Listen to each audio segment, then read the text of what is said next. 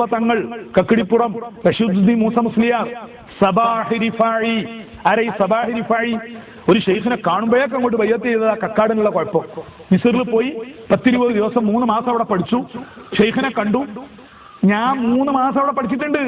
അദ്ദേഹം ആരാണ്, അദ്ദേഹത്തിന്റെ വീട് എവിടെയാണ്, അദ്ദേഹത്തിന്റെ നാടെവിടെ, അദ്ദേഹത്തിന് മുഖ്താറിന് എവിടുന്ന തരീഖത്ത് കിട്ടിയത് ഒക്കെ പഠിച്ചിട്ടുണ്ട് ഞാൻ. ഇവിടെ MA ഉസ്താദ് തരീഖത്ത് സ്വീകരിച്ചത് ആരിൽ നിന്നാ പറയുന്നത്? ഷെയ്ഖിന്റെ ഫോട്ടോ ആൽബായിട്ട് ഇറക്കിയിരിക്കുന്നു. ഇല്ലെന്ന് പറയാൻ പറ്റുമോ?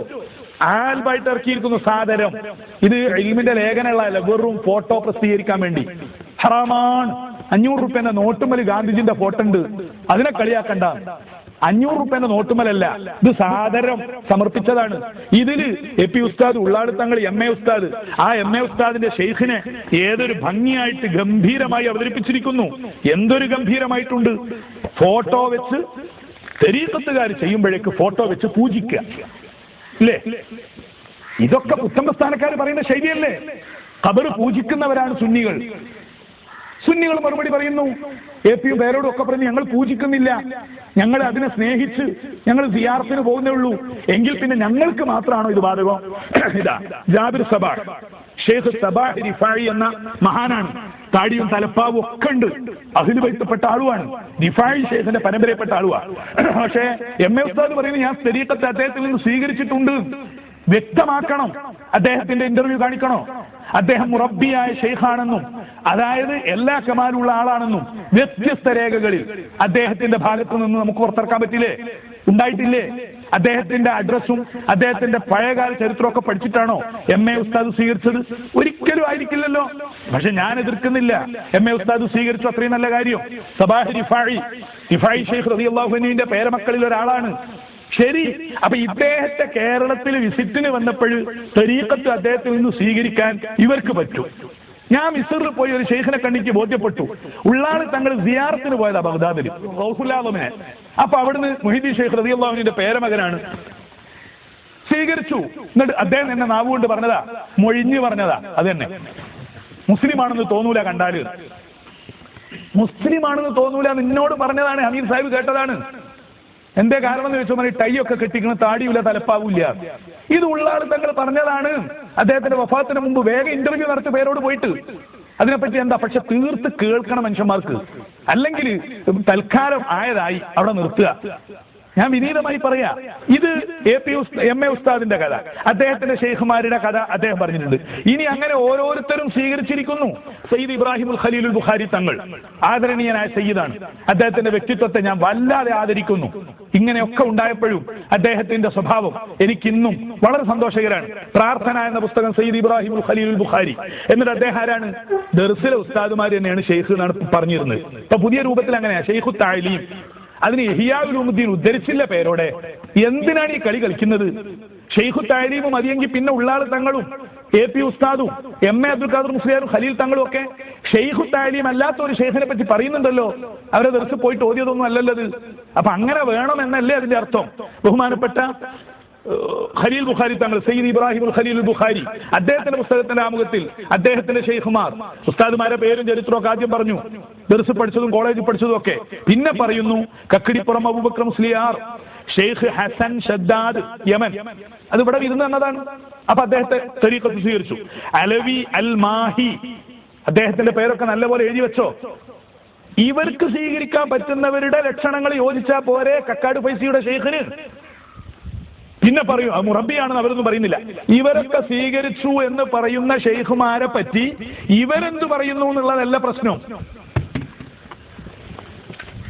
മറ്റ് മുരീദന്മാരും ആ ഷെയ്ഖുമായി ബന്ധപ്പെട്ട വേറുള്ളവരൊക്കെ ഉണ്ടല്ലോ, അവർ മുറബ്ബിയാണെന്ന് പ്രചരിപ്പിക്കുന്നുണ്ടെങ്കിലോ ഞങ്ങൾ പ്രചരിപ്പിക്കുന്നില്ല എന്ന് പറഞ്ഞാൽ മതിയോ?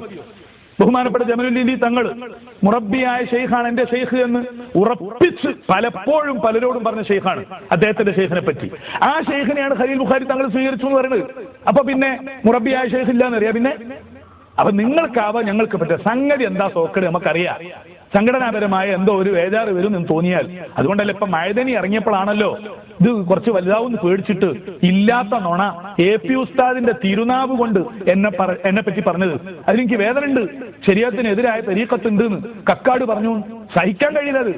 എന്നിട്ട് ഖലീൽ തങ്ങൾ പറയാണ് മൂപ്പരുടെ ഷെയ്ഖിനെ പറ്റി, അലവി അൽ മാഹി, സയ്യിദ് ഉസ്മാൻ, അവരാരാണ് പുറത്തു വിടി. എന്നിട്ട് അവരുടെ ഫോട്ടോവും പേരും ഒക്കെ ഒന്ന് വരട്ടെ.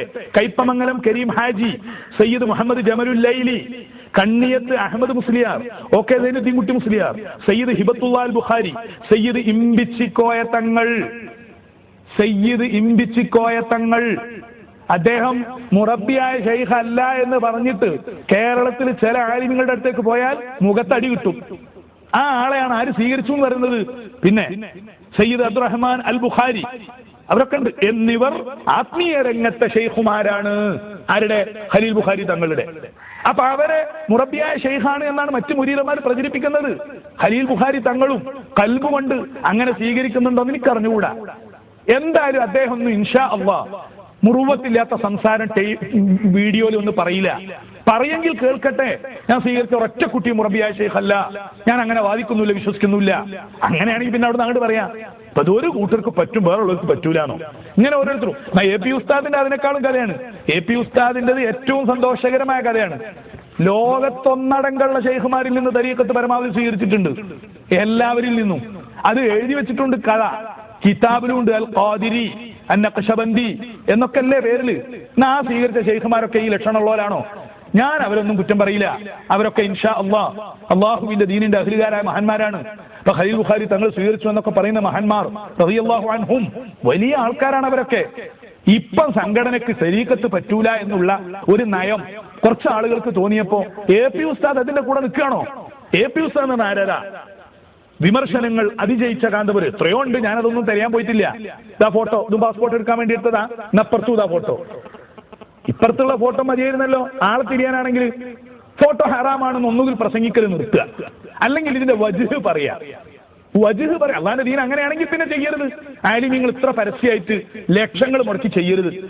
കക്കാട് പൈസക്ക് ആകെയുള്ള കുഴപ്പം അദ്ദേഹം ഷെയ്ഖിന്റെ ഫോട്ടോ അവിടെ വെച്ചിട്ടുണ്ട്. എന്ത് ഞങ്ങൾക്ക് മാത്രമുള്ളതാണോ? എ പി ഉസ്താദിന്റെ വലിയ വൻകിട ഫോട്ടോ ചുമരുമൽ വെച്ചത് ഇന്റർവ്യൂ കാണിക്കണോ?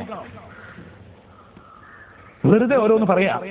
എന്നിട്ട് എ പി ഉസ്താദ് അവറുകൾ അദ്ദേഹത്തിന്റെ ഷെയ്ഖുമാരുടെ കഥ പറയാണ്. ഏത്? എ പി ഉസ്താദിന്റെ ചരിത്രം സുന്നി വോയിസിന്റെ എഡിറ്റർ അതുപോലുള്ളവർ പുറത്തിറക്കി എ പി ഉസ്താദിന്റെ ചരിത്രം. എ പി ഉസ്താദിന്റെ ഷെയ്ഖുമാരുടെ ലിസ്റ്റ് ഇൻഷാ അല്ലാഹ് വരും, ഒട്ടും വൈകാതെ വരും. എന്നിട്ട് ആ ഷെയ്ഖുമാരുടെ കഥയൊക്കെ നമുക്ക് പറയാം. അതിൽപ്പെട്ട ചില മഹാന്മാരൊക്കെ ഉണ്ട്. ഷെയ്ഖുമാരായിട്ട് പറഞ്ഞതും എഴുതിയതും ഒക്കെ ആളുകളൊക്കെ കാണിച്ചിട്ടുണ്ട്, വ്യക്തമായി കാണിച്ചിട്ടുണ്ട്. അവരുടെയൊക്കെ ജീവചരിത്രം ഞാൻ അവരൊക്കെ ആദരിക്കും.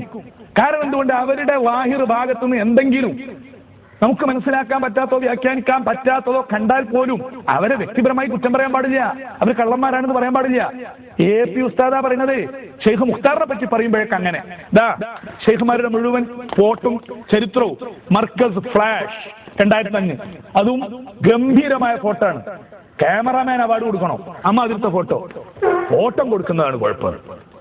സ്നേഹസ്മരണയ്ക്ക് മുന്നിൽ മൂസ ജൗഹരി ഫിർദൗസി, ന്യൂഡൽഹി. അദ്ദേഹത്തിന്റെ ചരിത്രം ഞങ്ങൾ ഇവിടെ പുറത്തു പറയണോ? മഹാനാണ്, അത് വേറെ കാര്യം. പക്ഷെ അദ്ദേഹത്തിന്റെ ചരിത്രം ഈ ലേബിളിൽ പേരോട് പറയട്ടെ.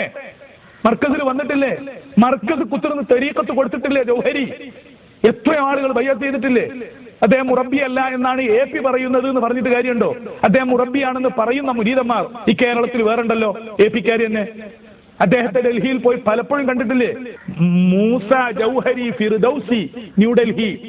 അദ്ദേഹത്തെ പരിചയപ്പെടുത്തി കൊടുത്തത് എന്റെ പ്രിയപ്പെട്ട സുഹൃത്ത് ഷാഹുൽ ഹമീദ് ബാക്കവി ശാന്തപുരാണ്. അദ്ദേഹത്തിന് പറയാനുണ്ട് ഇതാരാണ്, അദ്ദേഹത്തിന്റെ സ്വഭാവം എന്താണ്. മഹാനാണ്, വലിയ വലിയ ആൾക്കാരാണ്. പിന്നെന്താ ഞാൻ ഈ പറയുന്നത്? ഞാൻ അവരെ കുറ്റം പറയില്ല. ദസൂക്കികളും ഇഖ്വാനികളും എന്ത് ചെയ്താലും കുഴപ്പം, അതെന്ത് ചെയ്താലും കുഴപ്പം. ഏതോ ഒരു ഡോക്ടറോ കച്ചവടക്കാരനോ ആയ ഒരു ദസൂക്കി താടി വടിച്ചാൽ താടി വെടിപ്പിച്ചു വരണ്ടി എന്ന് പറയുന്ന ഒലോളിക്കുക.